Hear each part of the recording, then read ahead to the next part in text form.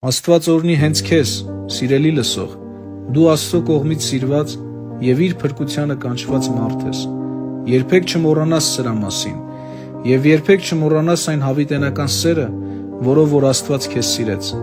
Դրա համար քո Աստվածը չի հոգնում եւ չի ձանձրանում քեզ խրատելուց եւ զգուշացնելուց ամեն օր։ Շատերի կյանքը այսօր անցնում է ամենօրյա հարստություն ձեռք բերելու մրցավազքով եւ ամեն գնով հարստանալու մոլուցքով, կաշառակերությամբ, ստելով, գողանալով եւ մեղքի կյանք վարելով։ Ոչ մեկ ժամանակ չունի Աստծո համար։ Նրանք զբաղված են, նրանց միտքը զբաղված է աշխարհի հաշվարկներով եւ ավելի շատին հասնելու փափագով եւ նորանոր ծրագրեր կազմելով, թե ինչպես կարելի է ավելի շատ գումար ունենալ, միշտ նոր ուղիներ փնտրելով ավելի հարուստ եւ ապահովված լինելու, ապագայի հանդեպ ծրագրեր կազմելով եւ երազելով, թե այս կանեմ, այսինչը կգնեմ, սա կունենամ, այս մեքենան կվարեմ, թշնամիներիս իմ